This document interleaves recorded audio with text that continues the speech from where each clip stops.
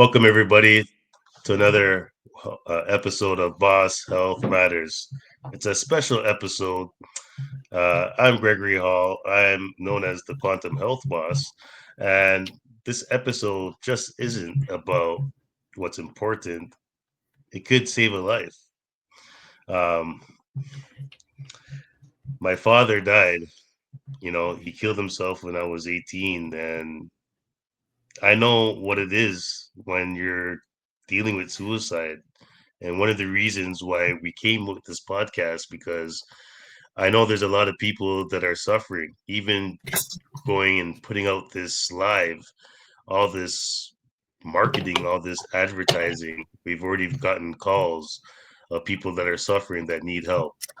So I want to introduce here my co-host, my new co-host, Shannon Lee, to the show. Hi, everyone. I'm Shannon Leeson, and I've also been personally touched by suicide, and I've suffered with anxiety and depression ever since my cancer diagnosis, which people say is normal. So cancer survivors and people of color tend to be at higher risk of suicide and anxiety and depression, and we often don't talk about it. So this is personal for me. It's nice to be here. It's an honor to be here. Well, thank you for coming and supporting us. This is Suicide Prevention Month, and we are going to do more than just talk. We are going to be here to listen. So if you want to call in, you can call in anonymously. We're going to put the link up on the screen just now. We're sorry that the link changed. But yes, you can definitely call in anonymously. You can send in your messages through the comments wherever you're watching from, or you can text me. You can text me directly to my phone. We'll put up the number on the screen, either 1-800 1866 or my personal line. But if you're in crisis right now, I highly suggest that you call. Which number is it, Shannon?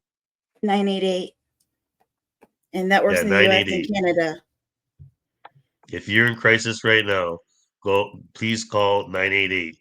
But we also have a tool here that can definitely help you in between of calling 988 and probably after the show. And we're going to share that information with you shortly.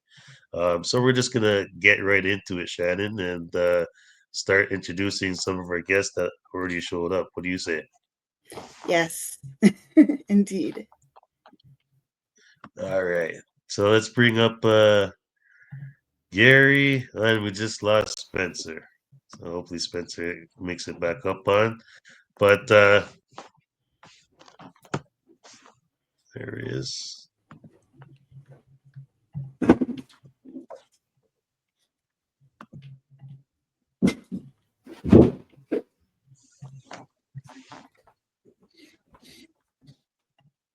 Hey, Gary.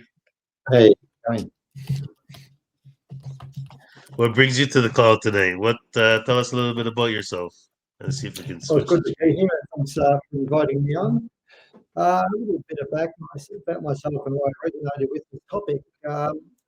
Look, Shannon mentioned before struggling with depression, and I struggled with depression most of my life, and I didn't even realise until many years ago. And I was working in high performance jobs, always high performance, and I reached the stage of burnout. And I kept thinking through burnout, and I discovered what's on the other side of burnout, and that is breakdown. You push yourself too hard.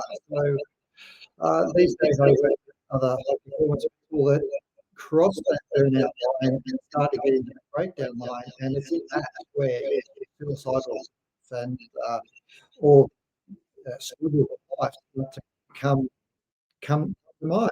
So that's the brief introduction to my story and what I do. I don't know about you, Shannon, but is Gary's mic a little bit off on you? I'm hearing a bit of an echo. Yeah. I'm hearing a lot of echo. Yeah, I'm not sure why.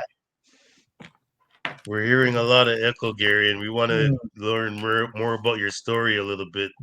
See if we can get that. We'll come right back to you, okay? And let's bring up Spencer. Spencer, Hey, what brings you to the call, man? Because we definitely we know it's Suicide Prevention Month.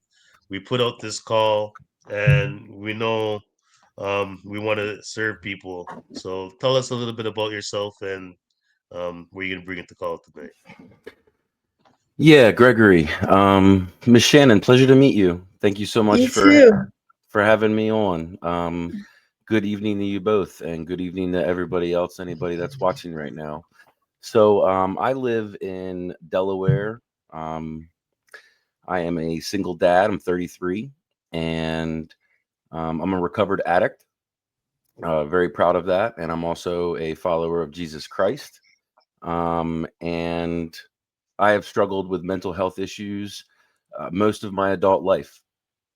Um, and I know what it's like to feel alone. I know what it's like to feel worthless and to not feel good enough and to isolate and to seek very toxic vices and advice from people that I shouldn't seek advice from, to try to feel loved, to try to feel valuable. And yeah, I'm just grateful to be alive. And if I can do anything to help anybody that's hurting, even one person, then that is a victory to me. So, also, Gary, honor to be on here with you as well, sir.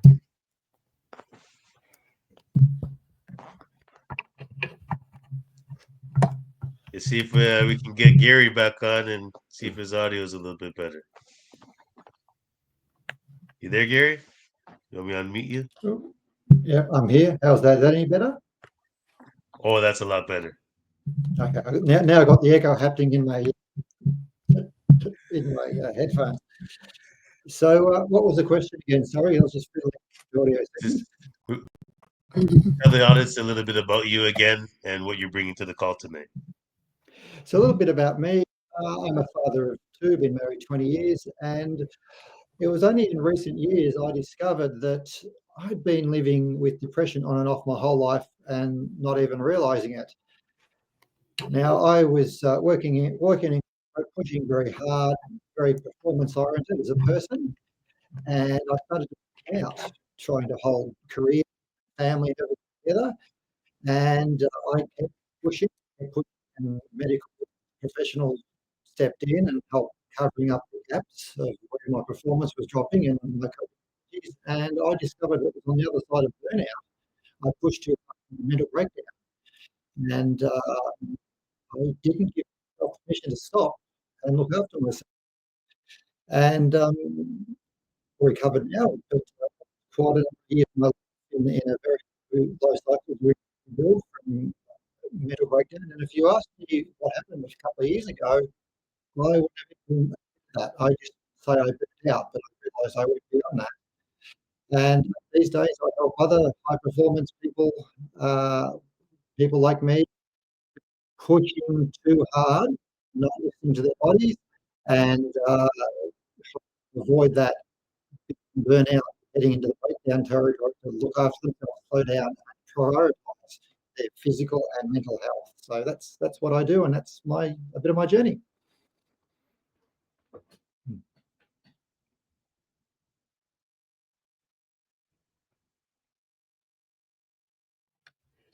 Thank you for sharing, Gary. Your audio's still a little off. It's choppy for some reason. I don't know what's going on. It might be because you're from the other side of the world. I don't know if anybody heard, but you're all the way from Australia, which is pretty amazing that you're joining us today. Yes, I've got some choppy audio. First time I'm having audio, I'm fiddling with it. But I don't know what else to do. To everyone, it's a little bit disconcerting.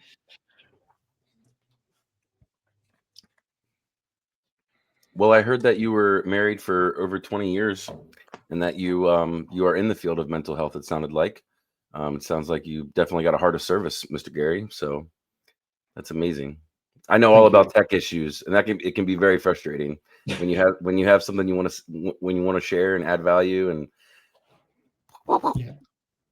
Mayday, mayday. Yeah, we definitely had some earlier. My big button started the live by accident, and I couldn't redo it, and that's probably why I lost a few of my guests, maybe. But hopefully, we can get them to come on as soon as possible. But why don't we roll into the first segment there, Shannon?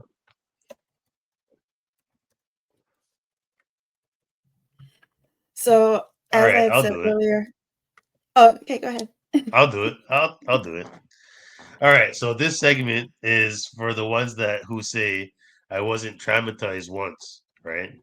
I've always just felt broken.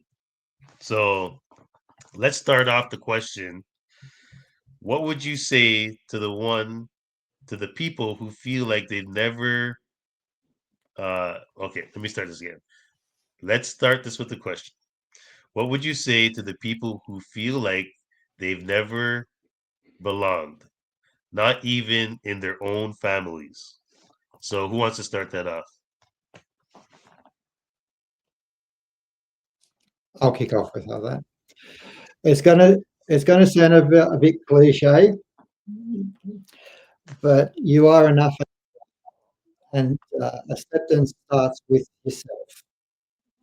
And if you're not fitting in where you are, then maybe you are that shining star trying to break through into something different to what you've been, the environment yourself in.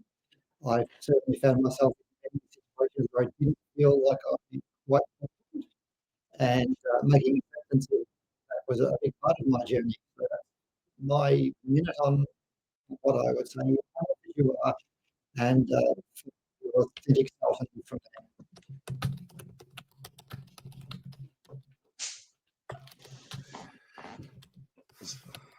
What about you, Spencer? Yeah, so I don't wish to take this over and be preachy at all.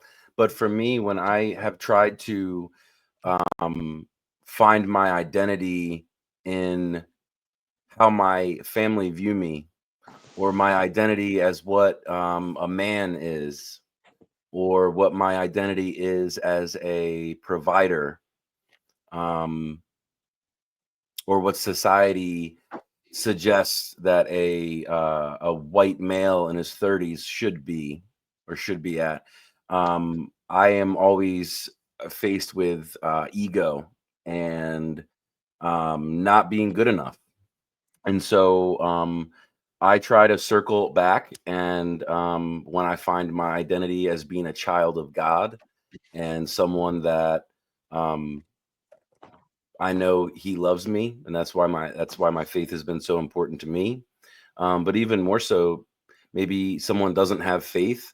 Um, Relating back to what Gary shared is um, knowing that, like, in myself, in my inner being, I am none of the external things. I am not the car that I drive, or um, the amount of money in my bank account.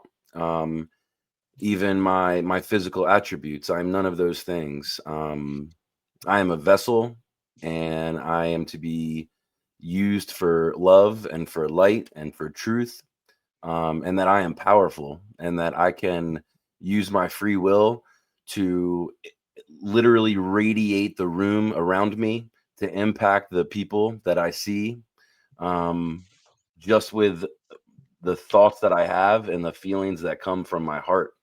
And so if I'm feeling bad and a bunch of low entity energies, shame, guilt, resentment, envy, lust, um, I can impact those around me with those negative feelings. But if I'm feeling joy and peace and light and laughter, and kindness, and not having expectations for when I share something with someone else, and have an expectation of they're going to do this as a reaction, or I'm going to get this from them because I did this, then that's how I stay grounded. I'm not perfect at it. I struggle all the time. It's a journey. But for me, yeah, I don't know if that answered your question, Greg. I hope it did. I see a comment on the screen. You know who that is? I do. That's my pride and joy. Hey, baby boy. Thanks for that. Well, my follow-up question is, how does chronic disconnection start in early childhood? I mean, you're a father, I'm a father, Gary's a father, right? How does this disconnect start early? Like, have you noticed it early? I'm pretty sure I've noticed it. I'll share my thoughts after you guys. Yeah, Gary, go ahead. Lead us off, my friend. No problem. From a father, if I reflect back on my upbringing and I reflect back on the early stages of my parenthood, it starts with spending time with your children. I grew up in a family in small business. Everybody was working all the time, not a lot of family time. And if I reflect back, I can see I become very connected and felt like a bit of a loner in my own family for a while because I focused outwardly and not inwardly. And I have to admit, I was a bit like that when my kids were young. I was very work focused, not connecting back. And I noticed a disconnecting happening. And when I woke up to that, it was an absolute shock. And I turned my priorities around. I decided not to be work focused so much and started to be a bit more of a family focus. And if I'm honest, over the 10 years that I've been practicing that, building the relationship with my kids has escalated into a place. So that's how I see it starting from childhood.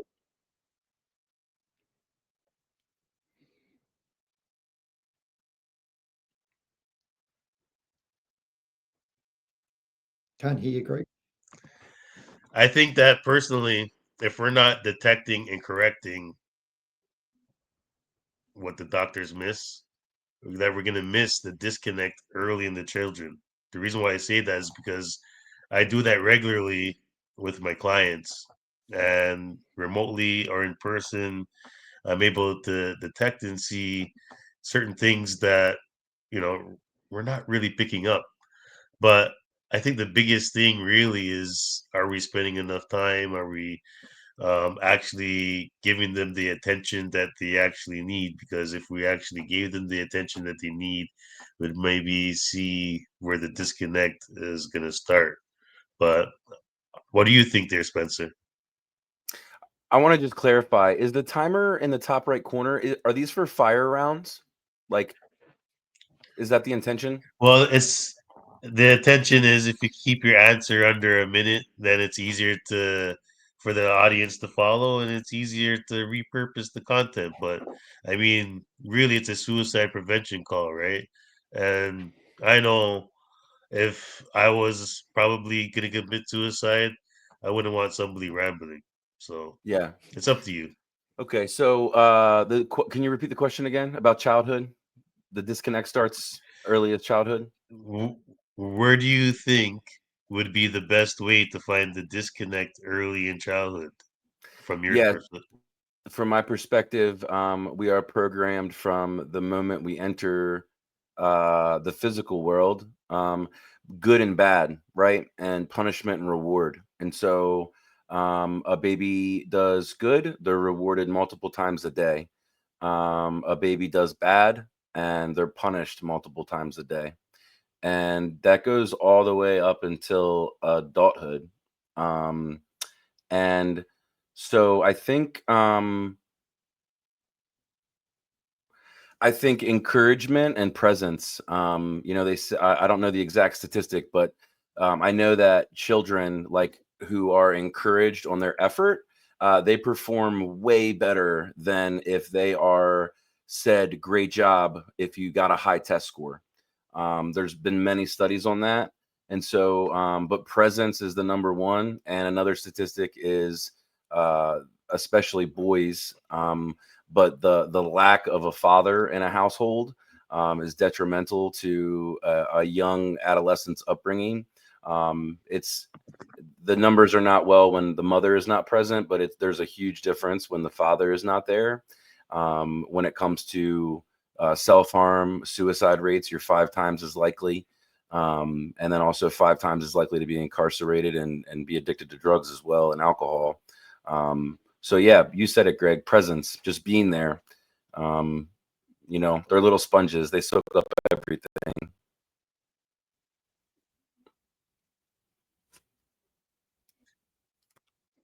Shannon, I know you don't have any kids right now, but your dogs, right?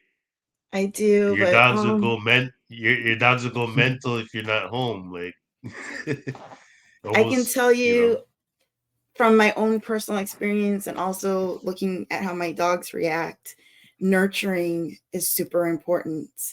And I think, as a woman, not being nurtured, but I think also just us being humans, if we're not nurtured as a child, then we're missing something, and that comes through into adulthood. And I think those who aren't nurtured as children, we have much more issues with self-esteem, anxiety, depression, feelings of belonging, even how we manage conflict, all of it, how we express ourselves, being assertive. I think everything also comes down to nurturing, and that's coming from a woman and somebody who, I might not have children, but I have dogs, and I see the difference in their behavior when they're nurtured from when I'm not around, and then I come back. It's like I have to reset and start over with them. So they're hyper, they act up, they're starved for affection. And I think us as humans, we're kind of the same way too. So I'm not saying humans are dogs, but I'm just saying that behavior wise, it's very similar between species. So that's what I've noticed. I know Shannon pointed out to me that the run of the show was a little bit different for her. I had two different things going on, but I mean, I think it's running pretty good. I think we can keep this kind of format going. So Mm-hmm. if we go into segment 3, here it says like body image issues, dysphoria. Um, like I think that's an issue that is definitely, it doesn't matter if you're a teen, if it doesn't matter if you're an adult, at some point or another, we all look in the mirror and we, want a better result for ourselves. But for me, I was like over 350 pounds, and um, it definitely was a struggle to get under 200. Now I'm over 200. Now it's a struggle to get back, right? But a lot of people maybe right now maybe don't have that secret sauce, and they're like, I just want to give up. What would you say to them right now? Shannon? I have struggled with how I look and in terms of weight for a very long time. I've also struggled with my own appearance and feeling like, not liking how I look, not thinking I'm pretty. And it's just, it's funny because I've always struggled with that. Cancer and being on air and seeing myself, I'm like, oh my God, I am kind of pretty some days. And then other days I'm kind of like, your face is a little chunky, but with my cancer, I think my body image got so much worse because when I was a teenager, I'm like 5'2", 5'3", and as a teenager, at my heaviest, I was 150, so that wasn't too bad. And I was told that I was fat and I needed to lose weight. But now with my cancer, I lost weight before treatment because I was, not eating, not able to eat while I was in the hospital, and then I had surgeries, and then in the first 6 weeks of my chemo treatment, I gained 60 pounds in 6 weeks. And then I gained another 20 pounds after that. So, and I'm struggling to lose that weight. And so now I have to regain, like once I got comfortable in my body, when I got so small with cancer, it just left me so quickly. And then now I'm looking at my body and my weight is constantly a reminder of what I've gone through. And so now I struggle even more. So, it's definitely something that's very close to me as an issue. It's something that I experience every day, and it's not easy.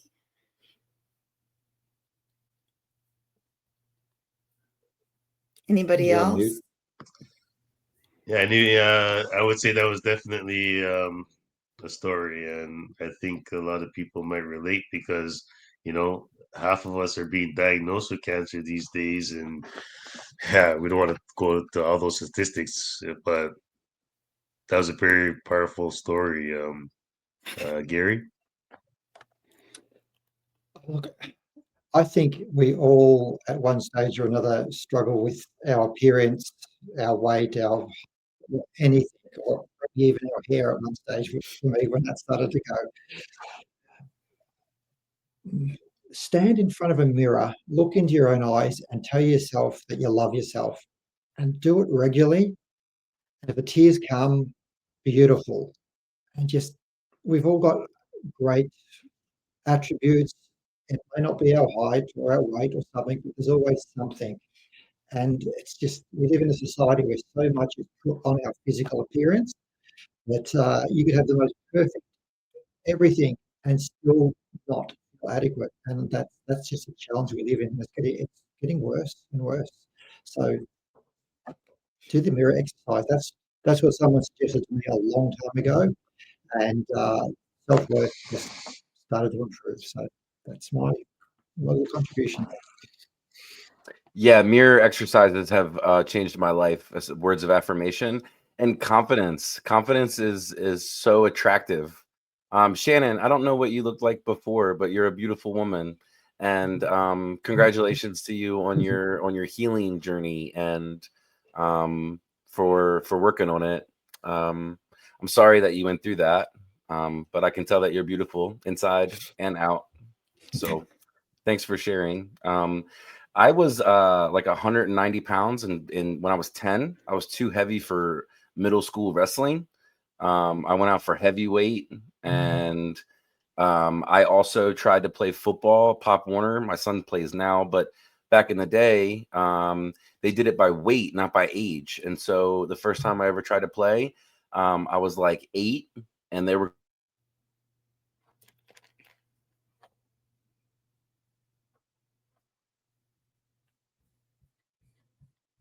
You're on mute, Greg. Yeah, we saw last Spencer there, but for me personally, when I get really wanted to lose weight fast, it's 7 day fast. I'll stop eating for 7 days. Normally, but first 3 days, I can lose about 15 pounds, and it definitely changes the way how you think and feel about yourself when you lose that weight. But I think the biggest thing is like how can we do more healthier, more motivational, more intentional habits to not have to be in that space of having to take all that weight off at all at once, right? And I think um, when it comes to eating and not feeling secure, and I think it's a space that we really need to search out for help. And you definitely you can always reach out to Gary, me, Shannon, Spencer, any one of us that you feel comfortable with on the live, because we definitely want to make sure you succeed, right? And we want to make sure that you're here tomorrow and we can have a conversation. So hopefully Spencer's gonna be back on. His son loves him, and the only really follow up to that question that we really have to talk about is when it comes to mental health, right? The mental health part. How do we seek help right away? Seek out to your 988, right? And seek out to the health professionals. Um, but catastrophic loss. So some people lose everything: money, job, freedom, and home, even reputation. And today, I think we're talking about how we could survive rock bottom, because some people some people are definitely at rock bottom right now, right? Mm. You ever coach somebody like that, Gary? Look, yes, and including myself. And if you feel like you're near rock bottom, it's so important to reach out. You've mentioned your numbers in your country. Our country here, we have all sorts of support lines, like Beyond Blue, and that people can reach out to. I didn't reach out early when I was going through my rock bottom, and in hindsight, I should have. And I came from an industry and mindset where I thought I could think myself out of my lowest parts in life, and that stopped me from reaching out, partly for shame and embarrassment. And in reflection, it didn't work. Um, I should have reached out a lot earlier, and people around me, those that know of me, were giving their best support and probably encouraging me to do something like that, but I couldn't get my head into the spot to do it. And the other thing I really want to mention that I coach on and my own journey encapsulates as it's too is that you can't think yourself out of rock bottom. You got to get support, someone to help guide you, and you got to get physical, get your body moving, and take care of your physical health to help your mental health. I got myself stuck in some bad places for a long time because I kept trying to think my way out of it without support and without physical exercise to improve my overall general well-being. So that's my little piece of there. So yeah, Spencer, we moved on to catastrophic loss, and we were talking about how some people lose everything: money, job, freedom, home, even reputation. And today they like hit rock bottom, and like for you, when you identify is tied to performance, or what happens when it all crumbles? Like, have you dealt with it, or have you dealt with clients that that been in that situation? What's the fastest way you can get them out of that? When you're in a hole and you keep going down and you're spiraling, the very first thing is you can always put down the shovel. You can always stop where you're at. Really, stacking negative thoughts of I failed at this. Oh, I have no money. Oh, I suck. I have no friends. I have nothing. An exercise that I have learned recently from Stephen Furtick, which I've done with a couple of clients, is to get a piece of paper and literally think of one person in your life that might possibly want to help you. Just one person. Write it down on a piece of paper. Whether you think that would be an encouraging word, or maybe they have resources, anything. But more than like, you can think, no matter how bad you are, you can think of one person, and then when you come up with that person, write a second person, and then eventually you will have a list. And then just when you're all done your list, just create 10. uh, Reach out to one person and say, hey, I'm going through this, can you help me, anything at all. um, and then also know that, like, don't tie your expectation of getting better, being better, with their response. They might not respond, they might be asleep. But I also loved what Gary said, is you got to move, you got to keep going. Emotion stands for energy in motion. And so, if you are sitting and you are still, that's how things are going to be. But my book says pick up your cross and follow me. So move. Don't sit there and chill. And also, sorry, I had some tech issues. I love it, brother. That's a mic drop moment. Definitely a mic drop moment right there. I want to move into this topic because I think we don't talk about it enough. And I think every person at some point hears voices, hears that little voice in their head. Hey, buddy. landed. So, mental health, mental illness, hearing voices. So, what if your own brain is your biggest bully? Shannon, you want to read that next part? Sorry. So I don't actually have that in my script, I don't think, in my run of show, but I'm gonna just Yeah.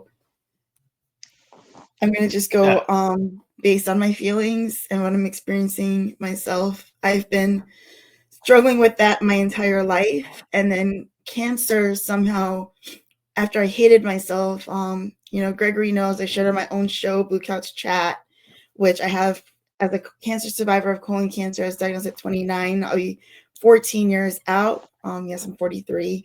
I'll be 14 years out in a month, in October 5th. I'll be 14 years cancer free since my diagnosis. But somehow cancer made me love myself after I hated myself, going through hearing negative things about myself from my own family, my own parents, my own siblings.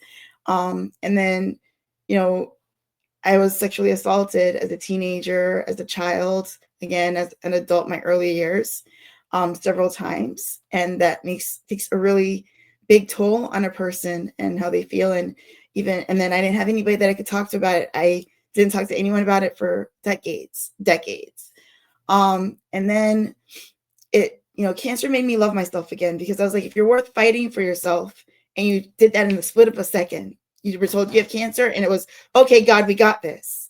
Then you really are worth fighting for. And if you went through that awful chemo and all those surgeries and everything you went through, that shows how much you love yourself. And if you could get through that, you're stronger than you know, and you should love yourself. And I try to remind myself of that every day, because now I struggle. Today was a hard day. I called Greg, I called my friends, and I reached out and I said, I'm struggling. I feel like giving up, going through a really hard time, going through a heartbreak. And it's somebody that I really gave myself to. And it was like my last shot of, okay, I'm going to trust this person, although everybody's broken my heart in the past. And he broke my heart worse than anybody else could. And so I've been trying to tell myself that now, reach out, because my cousin committed suicide. And I know what that pain feels like, losing somebody. And I don't want to put anybody else through that. And so I try to be that voice for somebody else who's going through it, even when I'm going through it myself, to say you are worth it. And I did that for my now ex when he felt like that. He's a vet and he has a lot of issues, and addiction and stuff like that. And I try to be that for my ex. And then now I have to find that for myself, that voice that I was for everybody else. So, there's always sometimes, today of all days, I got so many calls and random text messages to check on me. And those people have no idea how much I needed that in that moment, just to remind me that somebody's thinking of me, people that I don't even think of. So, and I also want people to know that we could be that voice for other people, but when we need that voice, like we said, we need to know how to reach out. Reach out. Don't just give up, because there's always somebody who's willing to pull you out of that water when you're drowning. And so never feel like you have to drown and let yourself drown, because every day is worth living. And I got through cancer and it wasn't easy. Trust me, there were days I wanted to give up, but I'm so glad that I didn't give up, because if I did, I wouldn't be here now 14 years later. So I just want to say Amen. that. Amen. Amen. Anything you need, we're here for you, Shannon. And, things are not always easy, but when you have a support system, we can get through things together. And when we get through things together, we can break bread another day. I think it's very important that we let people know exactly what's going on in the head too, because we have something called the reticulated activated system. And the reticulated activated system is our fright and flight. It's the place, it's the center where it's telling us, you know what, maybe we shouldn't be doing this. Maybe there is, another way. But it's making us afraid to take that next step. It's making us afraid to call 988. It's making us afraid to go into the chat right now and send the questions out. Don't be afraid. This is a call-in show. If you have any questions, I know you guys have been messaging me privately. You don't have to put your name. You don't have to say anything else. You don't even have to come on with your picture. But that reticulated activated system is holding us back from seeking the help that we need right now. And simple thing that we can do is actually just stop and let's take a deep breath. Everybody, let's just take a deep breath. Try not to move your chest. Try to get it right down to the bottom of your belly because that's going to allow the oxygen to get down to the bottom of our lungs and to our brain and allow us to make a little bit better decisions right now. And if you don't feel like you want to give up right now, then you need to share this live because somebody else out there wants to give up. Spencer, what are the statistics right now? Because I read that 3 out of 5 Americans right now don't think that people have proper mental health right now in America. That sounds about right. I don't know the exact statistics of other things. I want to give Shannon some love right now, girl. I'm just meeting you tonight for the first time on this call, and the amount of courage it just took for you to get real right now with that and vulnerable, being the co-host of this group session and taking it live. I just want to say you're a badass. Uh, you got my vote of confidence, and I think you're awesome. And I'm so excited to learn about the blue couch chat, what you got going on there. Yeah, and you're loved. And I'm sorry you had a bad day. I hope this is a highlight of it for you. It's great that you had some texts and calls come up. Um, and you're most definitely loved and worthy of love. And the guy that broke your heart, I have no idea what that situation is.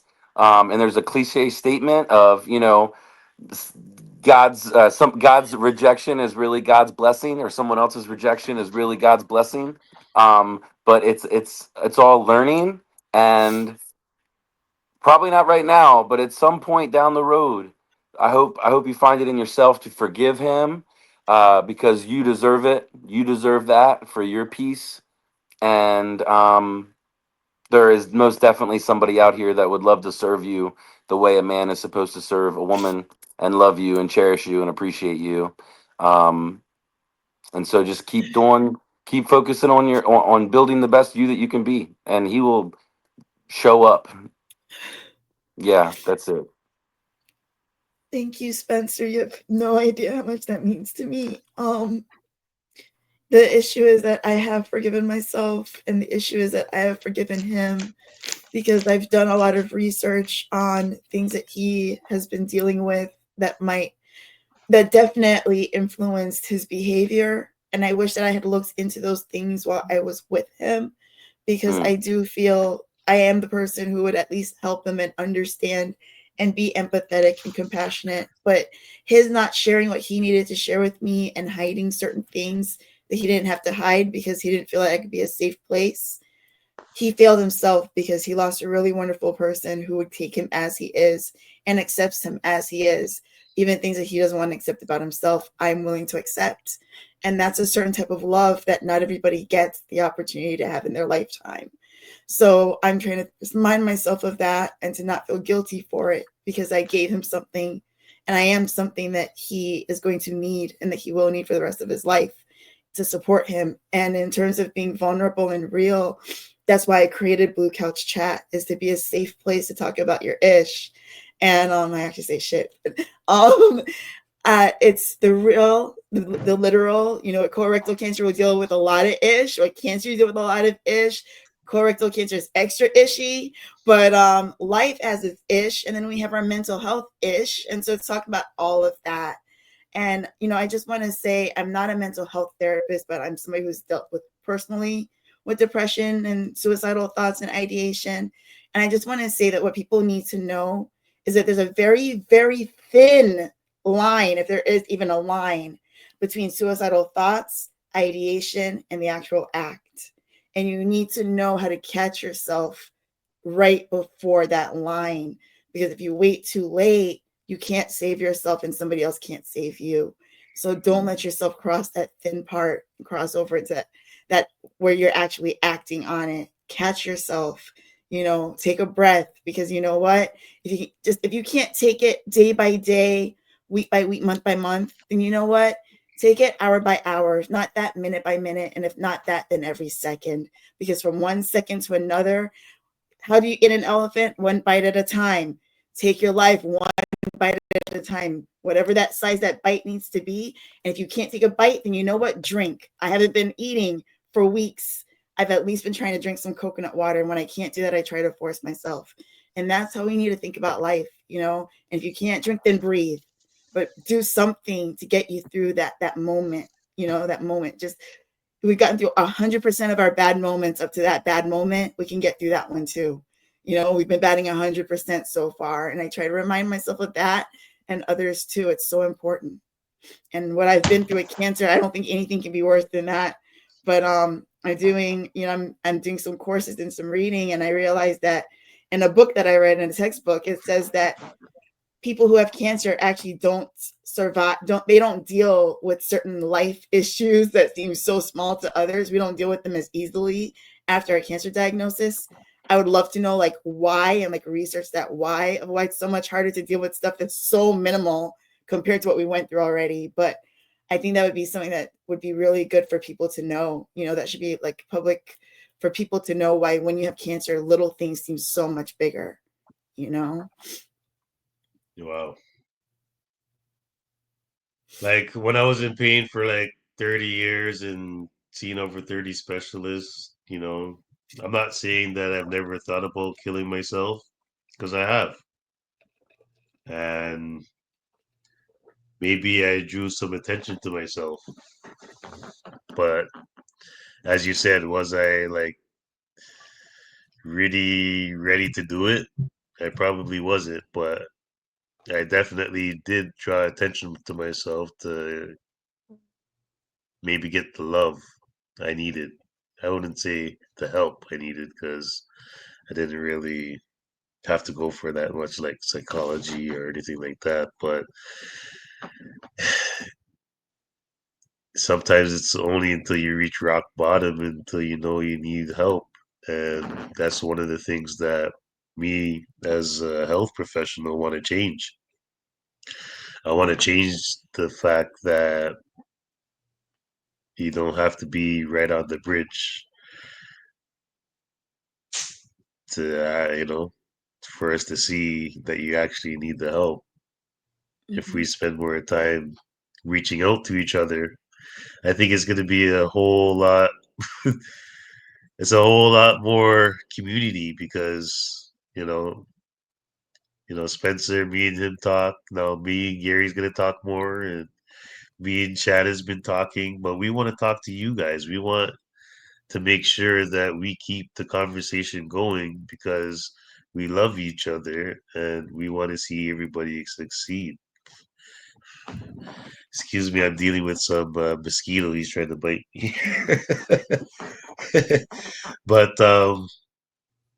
I just had a few topics here that I think we should uh, talk about before I do a little bit of training, how I can help people, and they can definitely reach out to you guys after. We'll put up your contacts. But we haven't really talked about, if someone's dealing with the death of a child right now, and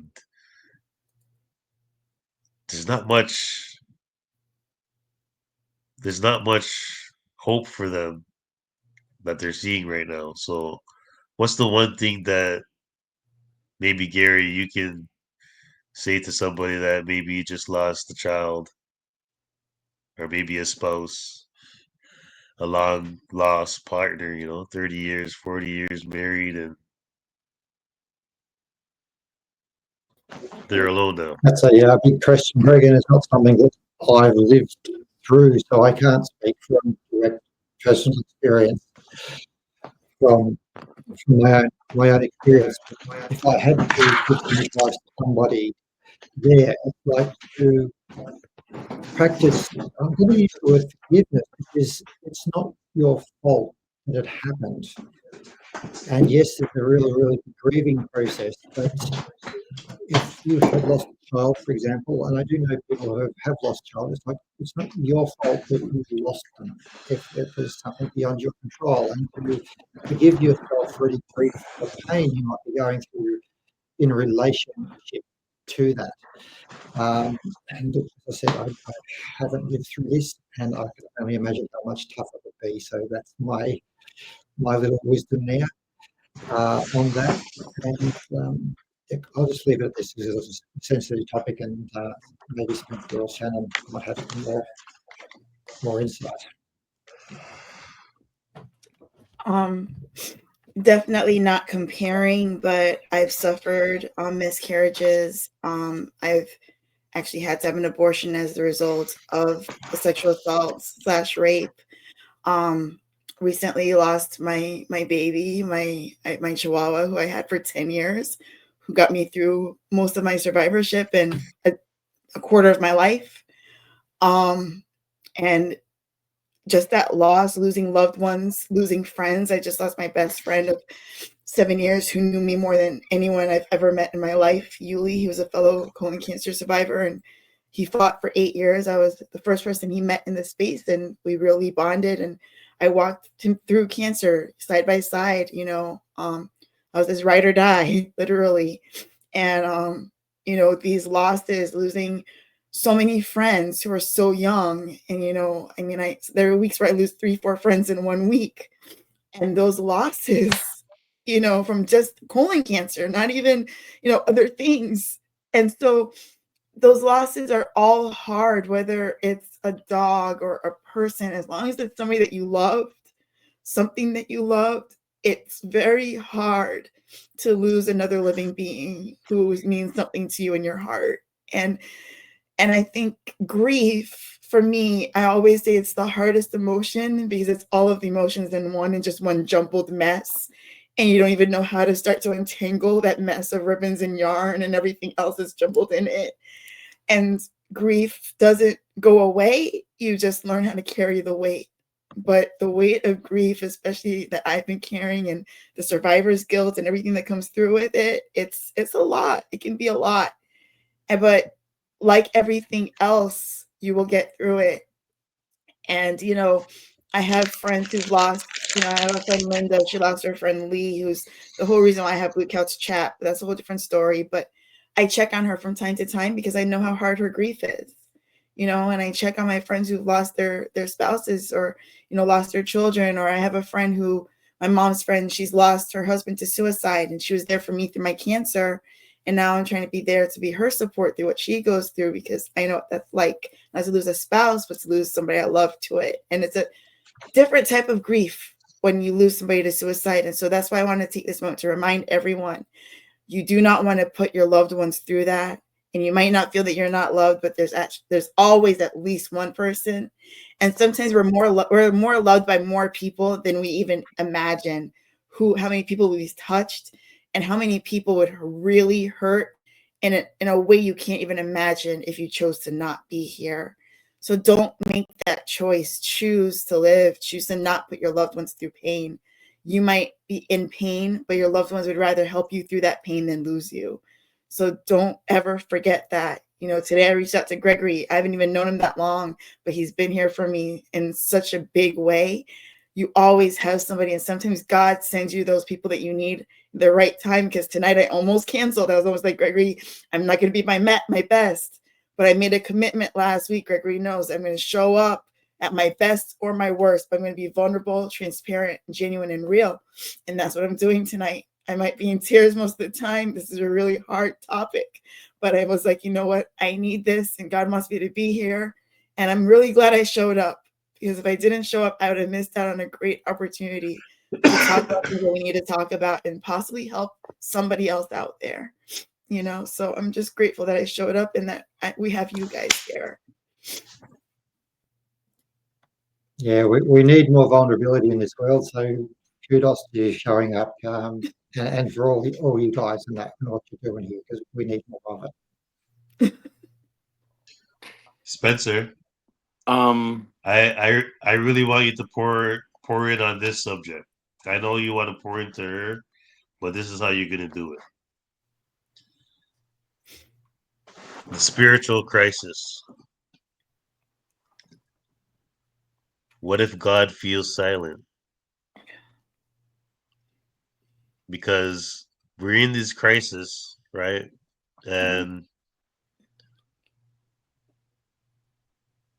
how do we make God not silent? Because if we're running into these crises, man, we need your direction.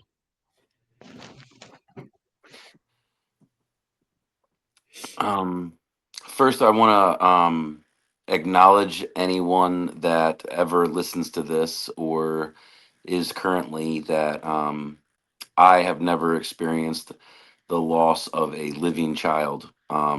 And I pray to God that that never happens. And also, um, losing a loved one or a family member that intentionally takes their life, that level of grief, in comparison to a car accident or a health concern, um, although very awful and traumatic, not to ever take away from the pain of that. Um, Knowing that somebody was going through something and either you were not aware or not paying attention, and maybe they did something but you kind of brushed it off, and then having to live with that forever.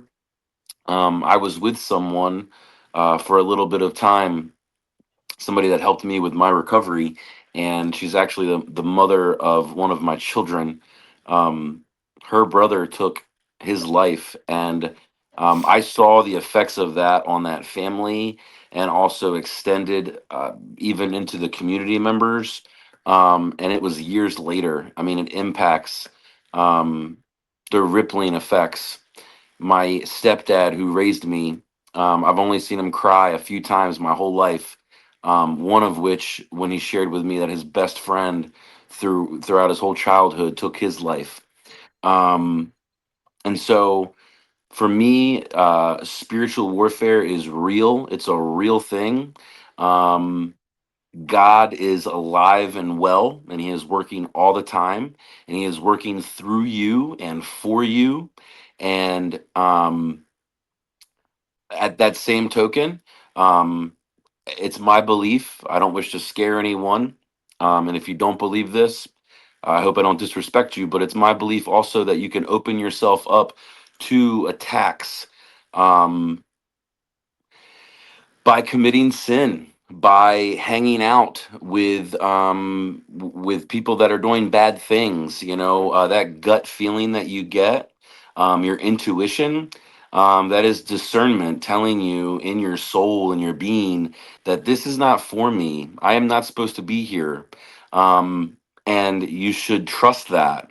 Um, and so when you are at that moment and you feel like you're God, how come you are not here? How come, why did you let that happen to me? Why didn't you save me? And the big argument on this exact topic is, if there was a God, why would he let such an evil thing happen to me? um and that's why we have free will.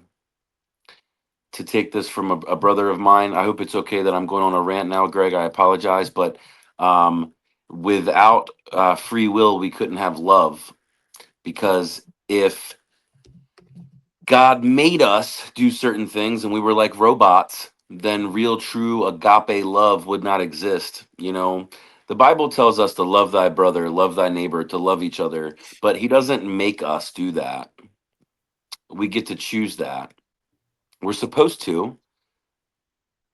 Um, And so for me, it was complete surrender. There was a moment where I wanted to really take my life.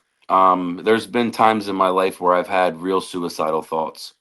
And I mean, it took me literally crawling through the mud in a thunderstorm, being poured down sideways, literally crawling and just, dear Father God, please help me, screaming to him, Holy Spirit, Lord God, I'll do anything. God, help me, help me, help me. And it was for me a physical release of fear of a I get to live, I get to breathe. It's precious. It's such a precious gift to live. Um, when you're in it, when you're in that moment, it is so difficult to realize that. I understand that. There are some things that can help you by fasting, okay? Not just from food, but from physical, the flesh wants not only Reese cups, but sex. It wants to feel good. It wants to watch TV, absorb, release endorphins, okay? By abstaining from pleasure, okay? And by prayer, and by also reaching out to others. And it says when two or more are gathered with me, he is with us.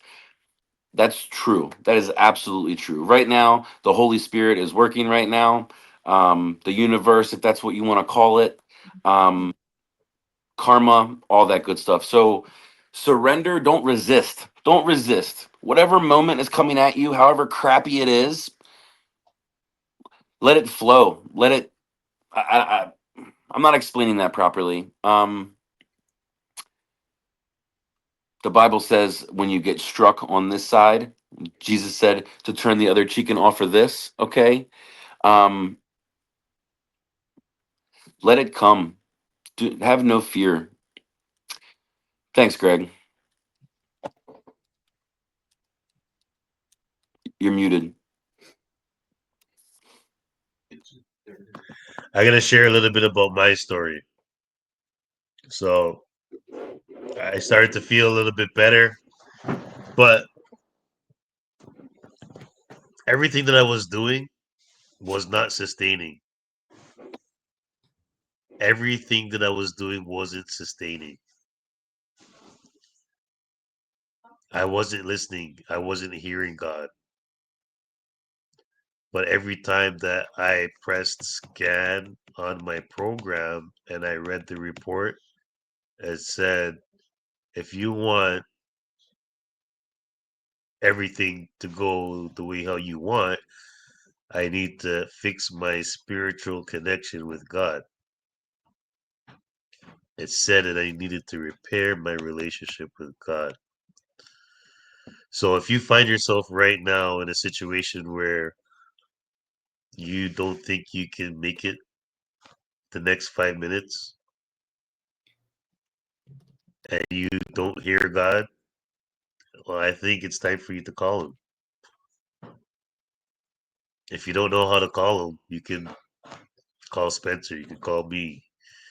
But with the tool that we're going to show you at the end of the show, the same tool that I use, we can correct those frequencies in your head right now that are saying, I can't do it.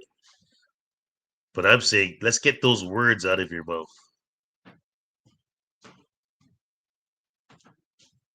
It's already been done.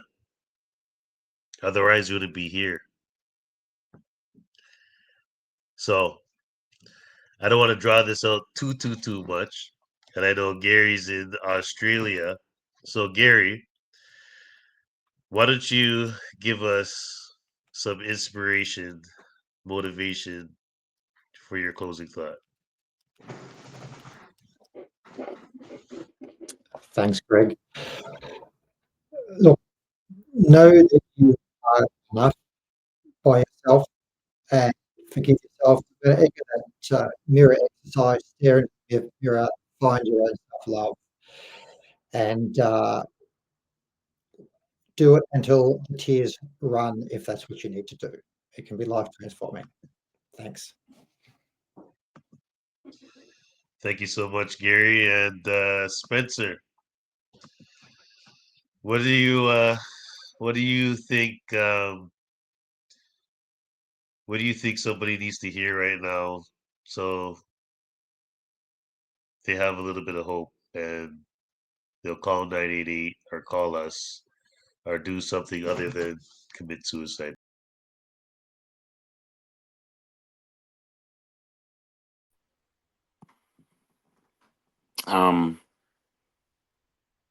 First thing I want to say is, Greg, Mr. Quantum Boss, thank you for doing what you're doing right now, man. Thank you for trying to reach and trying to help and support and serve. I love you so much, brother, and have so much respect for where you've been and where you're at now in your journey. Um, and then to speak to the individual that's truly hurting right now, I want to tell you that I love you, brother, sister, wherever you're at, whatever you're doing. Doesn't matter what you have done. It doesn't matter how bad it was or is right now, currently. I want to tell you that there's a purpose for you and that you have gotten through every awful thing, like Sister Shannon said a little bit ago. And now you are here. And so you have choices, you have options. If you're at a point where you are thinking about ending it, if that's where it's at for you, there is help. Are numbers that you can call.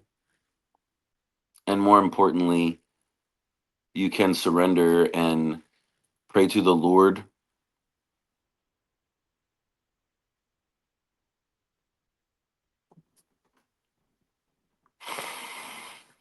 Don't let your emotions rule you, my friend. Mm, yeah. And please reach out to me if I can help you. I absolutely will. Even if you're not in this state, this town, this country, if you're far away, we will figure out some resources to get to you. Love you, homie.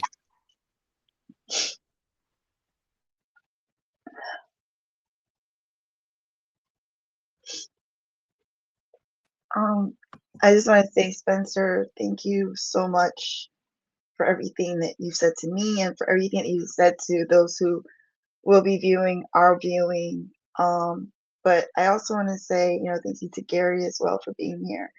It's been an honor for me to be here tonight, especially the fact that I had to show up. I had to push myself to get out of bed, to take a shower, do my hair, show up. But what I want to say is that there's always someone listening. There's someone always willing to listen. There's always someone willing to be there.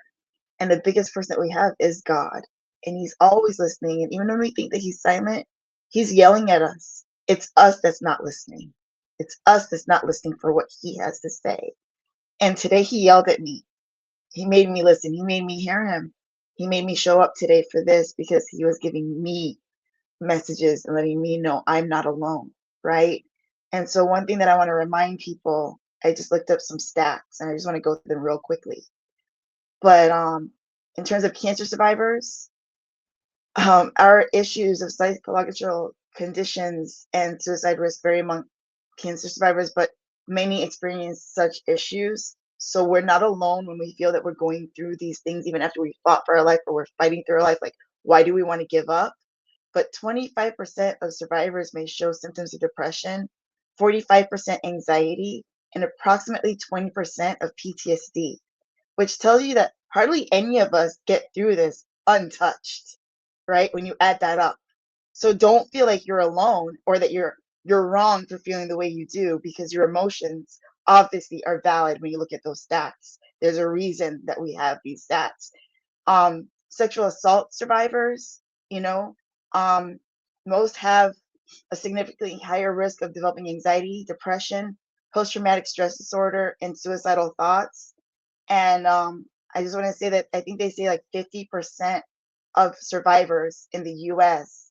actually actually experience this, whereas the normal rate in the American population is just 7.8% for the lifetime.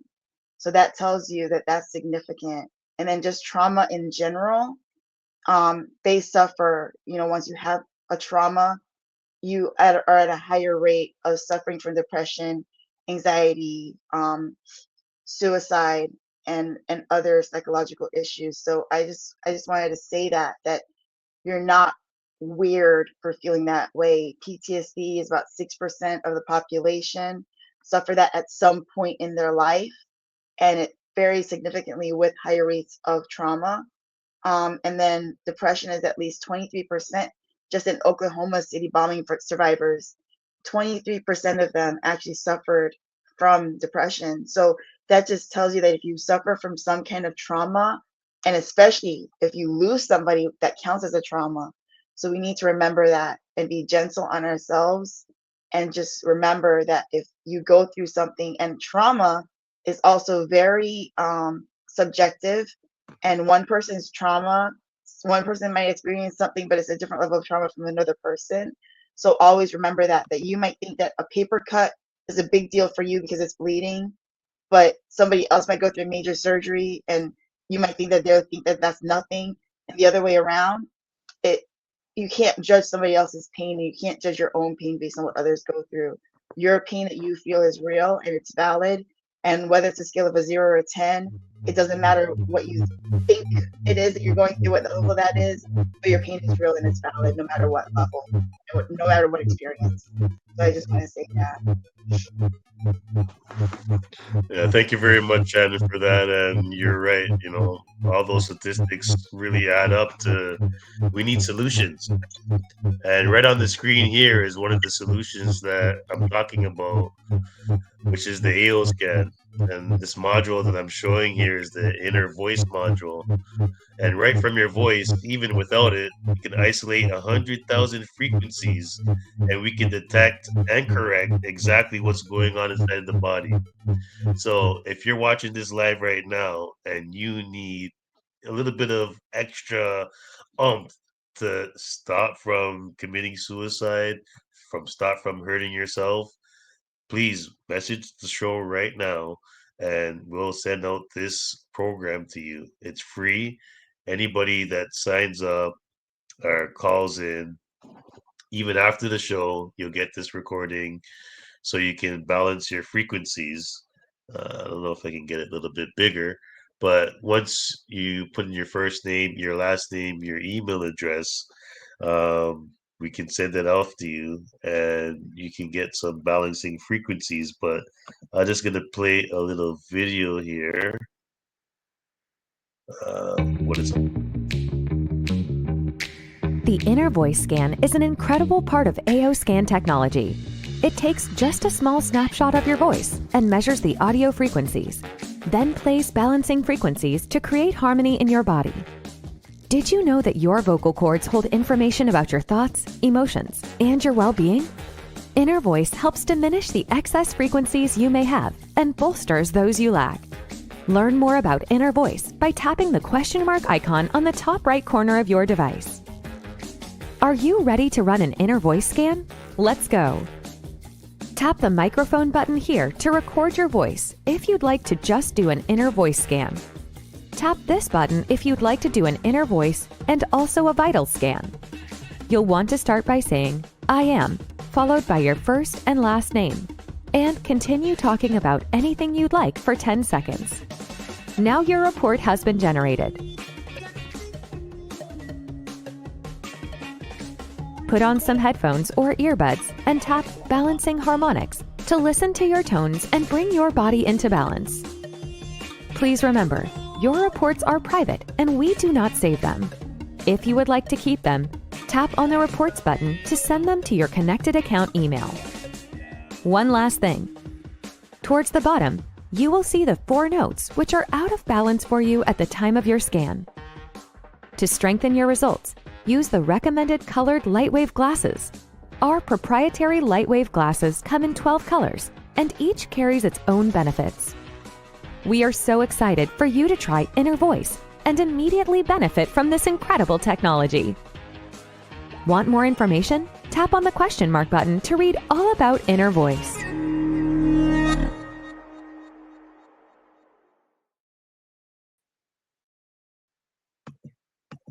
Yeah, as I said, just reach out and you'll get that program sent to your email, and it definitely will start balancing your emotions, even your physical, but it will give you suggestion is exactly what you got to do. But as I said, or if I didn't know, I detect and correct what the doctors miss, but I also deal with very severe cases too. So PTSD, schizophrenia. We just have to reprogram the brain. What?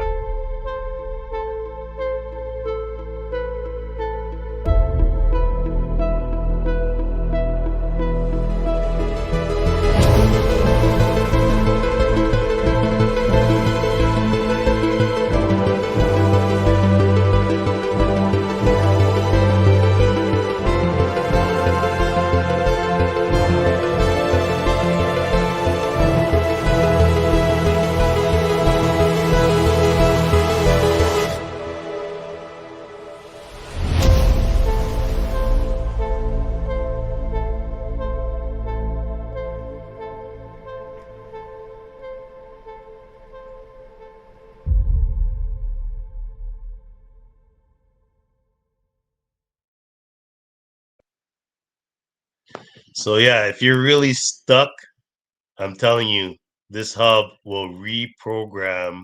I'm gonna say reprogram. It's gonna make a new neural pathway in the brain. So think about it this way: you got some roads going in the brain, and it's not really going that well. Well, I'm gonna bring the construction crew right to your brain, and we're gonna make new roads with the hub. With this little thing, it's used to be in $100,000 machine. Now I got it much cheaper. We can reprogram the brain. So if you got somebody that's dealing with schizophrenia, uh, suicidal thoughts, whatever, PTSD, remotely, in person, we have solutions. So that's pretty much it for the show today. Let's bring back on Shannon and see what inspiration she has for us. Um, I just want to close out by saying that just like I did tonight and I do on my hard days now, we have to show up. We have to show up for ourselves. We have to show up for others. And it doesn't matter what we look like. We could be a mess and we can still show up for ourselves like I did tonight. And I can still show up for others like I did tonight.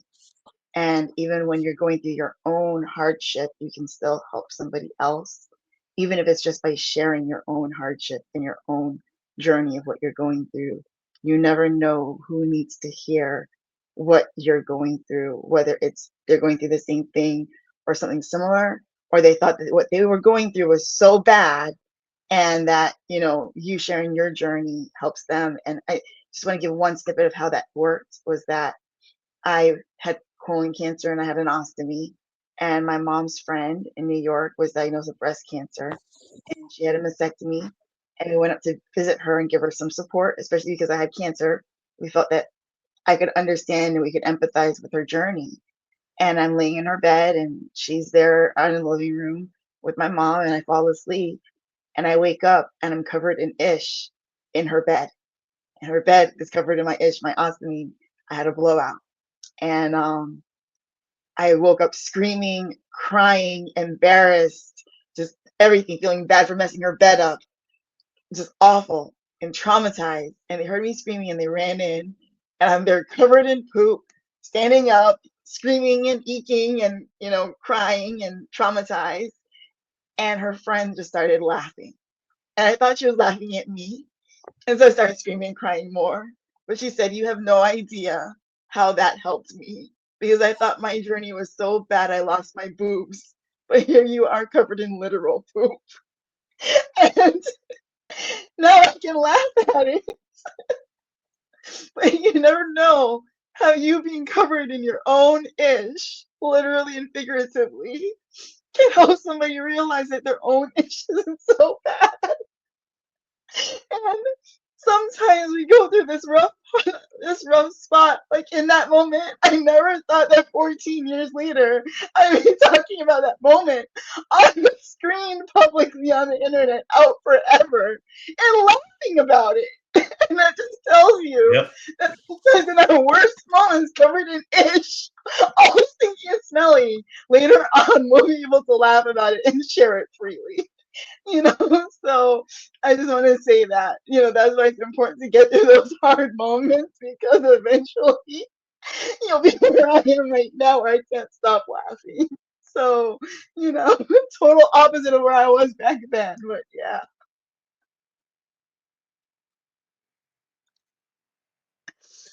So I know Spencer wants to chime in there, but just my closing thought is that there's definitely room for education.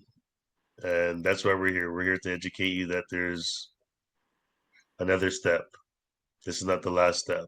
So let's just leave that with that. And there's an outro video that can definitely show you what the next steps are. So have a good night, guys. And if you need help, we're here 24 hours a day. Do you feel in tune with your body? Nearly 70% of Americans don't. They say the healthcare system isn't meeting their expectations. Why? Modern medicine often focuses on symptoms, while innovation is slowed by bureaucracy, outdated systems, and cost. Millions of people are looking for empowering solutions that align with the body, rather than override it to support a longer, more vibrant life. Powerful wellness tools are available to help, but few know they exist. They can accurately allow us to assess and understand our body. Your body is composed of trillions of vibrating cells constantly communicating via subtle frequencies, just like satellite systems, Wi-Fi, and radio waves.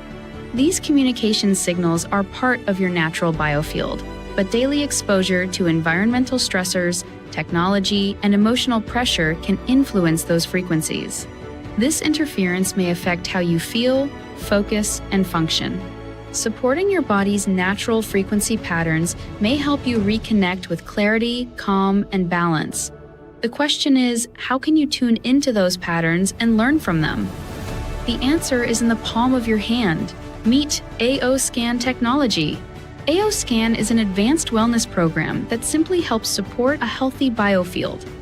Using proprietary algorithms and a library of frequency blueprints, the AO Scan identifies variances and delivers supportive frequencies designed to encourage balance and harmony.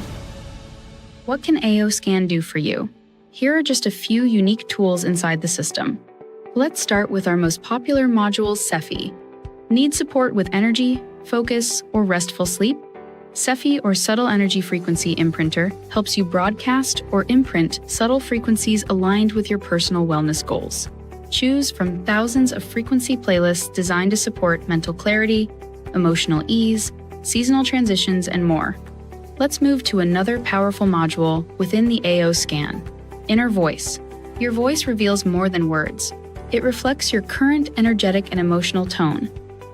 Inner Voice records a 10-second voice sample and uses sound harmonization to create custom audio tracks that promote emotional awareness and inner calm. These tones incorporate elements like binaural beats, harmonics, and color suggestions for a multi-sensory wellness experience. Listen a few times a day to help cultivate presence, confidence, and emotional clarity.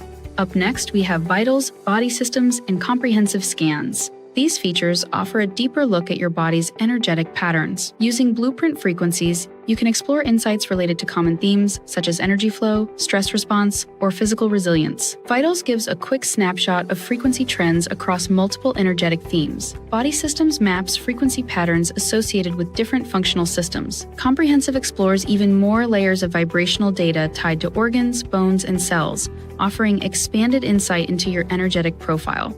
Next is Easy Scan. In just 6 minutes, Easy Scan combines 3 powerful features: Inner Voice, Vitals, and Comprehensive into one seamless experience.